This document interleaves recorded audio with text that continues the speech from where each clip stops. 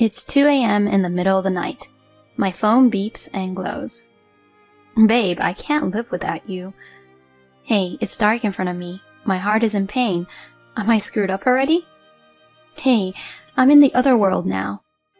The constant WhatsApp notifications and scary messages. I was dismayed that the other world was within range of my phone. I was also disgusted with myself for dating such a man. Hi, I'm Jenny. I've been longing for a job since I was a little girl. I am 27 years old, working hard every day. My friends are starting to get married here and there, but I still enjoy spending time and money for myself. I have a boyfriend, George, whom I have been dating for a year. We have been friends for a long time at our university. I was surprised when he suddenly confessed his feelings for me last year. But he is refreshing and has a sincere personality, so I accepted it willingly. I gladly accepted. He must know that I am a workaholic. I was hoping that he would support me to work hard. However, this man was the type who would change once we become lovers. One Wednesday, I was dragging my exhausted body after a hard day's work. I boarded the train on the opposite platform from my house. I headed for his apartment. As soon as I rang the intercom, he opened the door with a rush. Jenny, you're late. I missed you. I lightly push aside the 27-year-old man who tries to mimic crying at the doorway and enter the room. I told you, I was going to be late due to a meeting today. I miss you, you know? Yes, yes. Jenny, that was cold. You used to be so nice to me. Really? I brush off his dissatisfied expression as he puffs out his cheeks. I heat up the half-price sticker lunchbox I bought at the supermarket in the microwave. Although he came home first and called me over, he doesn't even make me a cup of tea. Listening to him babbling on and on, I ate my meal, put the garbage away in a plastic bag, and got up. What? You're leaving already? I have work tomorrow. Oh, I'll miss you. Why don't you just stay? It's a long way from work. I'll come visit you again this weekend. Huh? I almost let out a sigh at the man pouting his lips. I miss you, I miss you, I miss you. It's all he keeps saying. I mean, I miss you too, because you insist on seeing me. I came to his apartment in the middle of the week in the opposite direction from my own house. He doesn't even know how I feel, and he stares up at me with staring eyes. And then he says the usual line. I know. We should get married soon and live together, don't you think?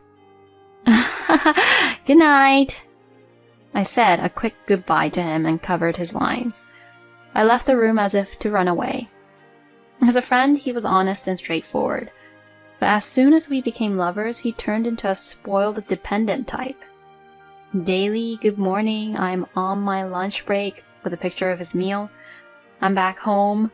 Message is a matter of course. At bedtime, I'm lonely to go to bed alone. He expects me to call him until he falls asleep. On weekends, of course, he is all over me. And when I try to go home on Sunday night, he stops me with crying. I can understand if we are just getting to know each other. Does he really love me that much? Some woman might be like, oh my god, he loves me so much. But I went out with him in the first place because I thought he was easygoing. I had no way of knowing that he would be so attached to me at all hours of the day. And it had been like this for the entire year we had been dating. Furthermore, while I was staying at his apartment, he forced me to do all the housework. In fact, he doesn't even vacuum on weekdays because I do it on weekends. The garbage from his lunchboxes and cup noodles that he would have eaten for dinner, the trash are piled up in the sink for the whole week. He puts all this on me, leaning on me like that, which made me exhausted both physically and mentally. While he could sense my exhaustion and frustration, he has no idea what's wrong with him, just because he was lonely, and just because he wants to hold on to me. He says, Let's get married, right off the hook. Recently, he asked me, if we have a baby, can we be together forever? He started to say such a disturbing thing. A child with him is outrageous. This man is like a big baby. I've known him as a friend for a long time, so I have sentimental feelings for him. We have a lot of mutual acquaintances, so it's a little awkward to break up with him.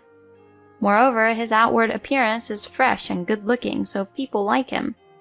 If I make a bad move, I might become the bad guy and people might not like me. Still, I can't think of marrying him because I can't stand him. I began to think seriously about breaking up with him. One day out of the blue, I received a message from him saying, I have something important to tell you. Is he seriously going to propose to me? Or did he finally run out of love with me, the cold, workaholic person I am? I feel bad that I hope it's the latter. Depending on what he said, I decided to break up with him and arranged to meet with him. The day of our agreement. At the coffee shop where we were meeting, what came out of his mouth were unexpected words. I have cancer. What? I was stunned by what I had not imagined at all. Is it bad? When I asked him fearfully, he nodded his head while trembling.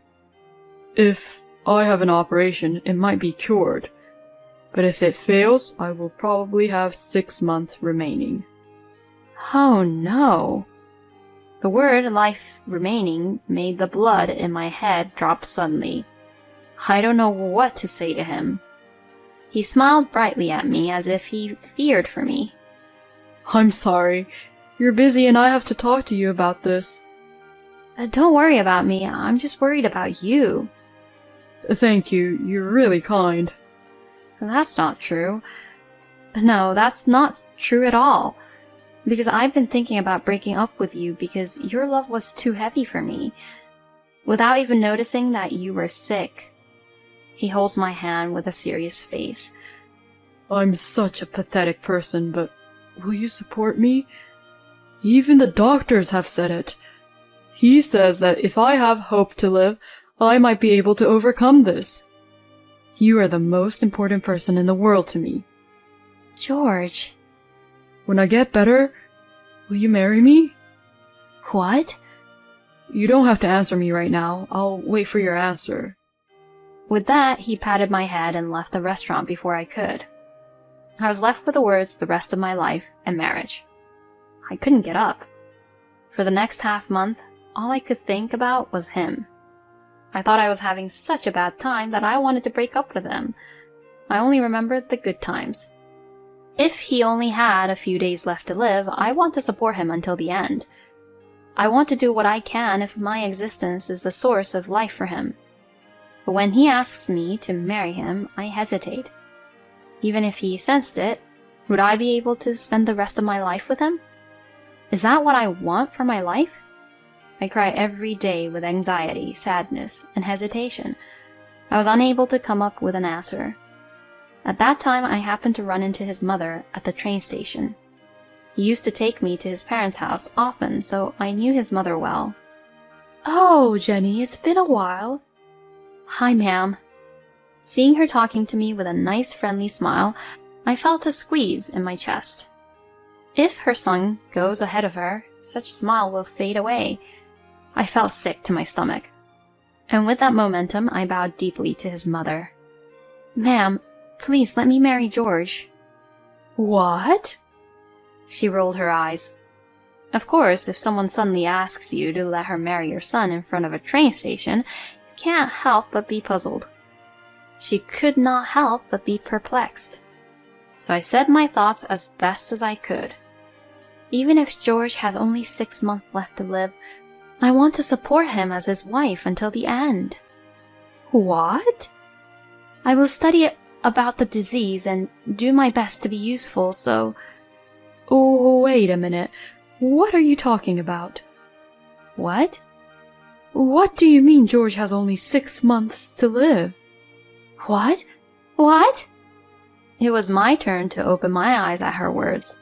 Confused, I told her what he had told me about his illness. She sighed deeply, holding her head. I'm sorry, Jenny. That's just his crazy story. Huh? He's been trying to get people's attention for a long time, making exaggerated pleas for something that wasn't even a serious illness. Even though he's not even very sick, he's always used a fake illness. I can't believe he still does that now that he's grown up. No way, but the fact that I don't know about George's illness is proof of that. There's no way he wouldn't have told us, given his personality. What? No way. Then what's the point of me crying for the past half months? Jenny. She has just exposed her son's lie. She drops her gaze apologetically. His illness and 6 months to live are all lies. Probably a way to get my attention and get me to marry him.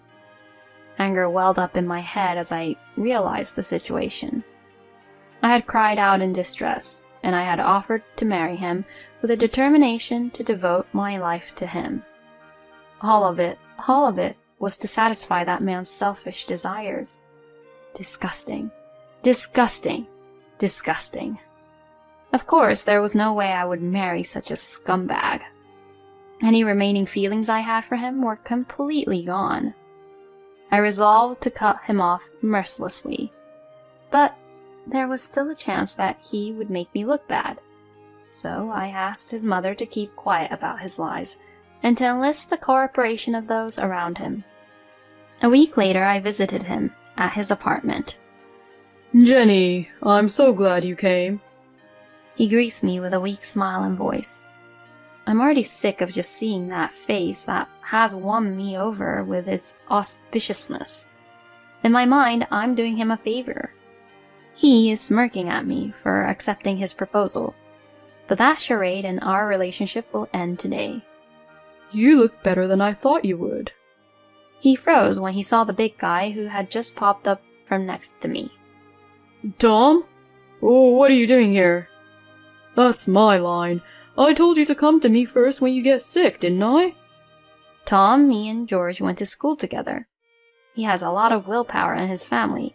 He himself is a firefighter who wants to use his muscles to his advantage. I'm glad she asked for my advice. I took full advantage of my connections and asked her to see me at the university hospital where my dad is. I asked that they see you as a second opinion. Let's go there now. Ugh. Leaving Tom to deal with the sudden turn of events, I left the room. Let's hold out hope until the end. I'll support you too. Well, how about the marriage then? Let's go. No, I'm fine. Don't be afraid, you're a jerk to be shy to me. Oh no, that's not what I meant. George was squirming and resisting. But he was no match for Tom's straightforward personality, energy, and strength. He was taken to the hospital to be tested for a cancer that never existed. The test results were, of course, healthy. Normally, I would have hugged him with tears in my eyes and said, "I'm so happy for you." This time, however, things were different. The hospital he went to had misdiagnosed his condition. When the doctor asked him for the name of the hospital, there was no way he could answer the question. Tom easily found out his lie. Of course, he had to force Tom's father in the hospital to make arrangements for him to see a doctor. Tom, who had arranged the medical examination, was furious. I got Tom a viewpoint and witness, and bullishly accused him of lying. After being pursued by me and Tom, he opened up and said what I expected him to say. Because Jenny won't marry me. He answers like a spoiled child. Tom, who knew only the surface of his health and well-being, opened his mouth. I tugged at him and told him, "Let's break up now. I absolutely detest to be married to you." Why? It's just a cute little lie. When I told you I didn't have long to live, you loved me so much that you decided to marry me. And now that I'm alive and well, you should be relieved. The only reason I bothered to consider marrying you was because I felt sorry for you and your family. And even then, I was lost in that stupid lie. It's more like a downside. I have nothing but disgust for you. No, you don't. You keep coddling me, and to top it all off, you tell lies that are so appalling. How could I ever want to be married to someone like you? I said in a sub-zero voice, and he finally seemed to understand the situation. Then he burst into tears and cried out, No, no, no, no, no. I refuse to even break up with you, Jenny. Wah! The big man was doing everything he could to get out of his misery. Tom, the big muscular guy, is backing away. I was a little relieved to see that this was still a bizarre sight. I pushed Tom off his back, unable to take my eyes off the strange man, and we walk out of the apartment. George, noticing that I was not at all distracted, rushes over to me. Wait, Jenny. See, I can't live without you. That's another lie, right? No, it's not. Once you tell a flat-out lie, you'll never be trusted again. Goodbye. Wah! I left George bawling like a howling wolf. I closed the door to his apartment. Thus, I had finally parted with the man who looked like a baby crying old man. Tom, who had cooperated with me, he explained in detail to the people around me why I had broken up with George. Most of my friends began to show up for me. Some of my friends tilted their heads and said, "That's enough lying." I showed them a video I had secretly saved of him being a spoiled brat, and they shut up. One of them was a female friend of George's. She's not a bad person, but she is very light-mouthed. She spread the facts as they were within her small industry. He was the guy who forced her to marry him by falsely claiming he only had 6 months to live. He lost credibility as a member of society and as a human being. He was a good-looking guy on the outside, hence the gap between the two. People seemed to have been turned off by him. Of course, George is not convinced otherwise. Immediately after our breakup, he sent me messages every day to the point that my phone was about to go flat. From poems begging me to come back, to the kind of thing that a child would report to his mother about the day's events. I can get through those, though. The most exhausting are the lines from the other side of the world that come in the middle of the night. Mostly it's because I can't live in a world without Jenny. Jenny, I can't breathe. Ah, it's dark in front of me. Help me, Jenny. It seems I've come to the other side. This is how it ends. I'm a little moved by the possibility. However, the last line made me lose my mind. And then, he who should have gone to the other world. The next day, he sends me a normal message as usual. It's crazy, even insane. Once, I am George's mother, came from his message. My son is very sick and waiting for you, Jenny, in the hospital room. I received a message saying, I'm sorry, I took the plunge and contacted his real mother. And when his mother visited his room, he was lying on his bed watching TV and laughing. After that, he told me that he would never lie to me again. So, I got a message from him asking me not to tell his parents. Apparently, he was stiffed by his strict father. I think blocking his contacts will solve the problem. But it is not such an easy problem. I am afraid that if I cut off contact with him, he will retaliate in a panic. It is difficult to find the right timing. Of course, after I broke up with him, I did not go home. I have been staying at a friend's house. I can't stay there for long, though. It was right around that time that the company was talking about launching a new messenger. I took the initiative and raised my hand to take the case. I packed up my apartment and got on the train to the new location. I blocked his contact number. Thus, I was able to disassociate myself from that foolish and pathetic man. 5 years later, I am now 33 years old and still working as hard as ever. But on my left right finger is a platinum ring. A ring which I didn't have back then. Actually, 6 months ago, I got married to a colleague from my office. My husband was attracted to the way I seemed to enjoy my work. He promised to support me, so that I could continue working after marriage. We both share the household chores, so there are no major burden that interferes with my work. We have also decided to work together to raise our children. Friends who work with George occasionally report his dire situation. He has lost his credibility and his work is not going well. Apparently, even when he gets a new girlfriend, he is quickly dumped. Even at 27, he's in pain, but he's now a 33-year-old man. It would be an even worse sight if a 33-year-old guy was turning into a baby. And he seems to be constantly looking for me, saying, I'm sure Jenny will return. And he seems to be looking for me. And he's saying Jenny is just being mean. He says that someone should tell me that George is not mad at me and to come home. And apparently he's also having horrible delusions of being a good guy. Of course, there is no way my friends will help him with that. Instead, they get angry and just leave him on his own. I am so glad that I kept the people around me on my side. And he is a very lonely person. He must be very much distressed by his loneliness. Relationships between lovers and married couples that only depend on one person for support will be exhausted and will fail. So he closes his eyes to the unpleasant aspects of the relationship. I'm so glad I wasn't carried away. I am very glad that I did not decide to get married. I met my husband, who's the most understanding and supportive person. I was able to have a family while continuing to do the work I love. I truly feel happy from the bottom of my heart.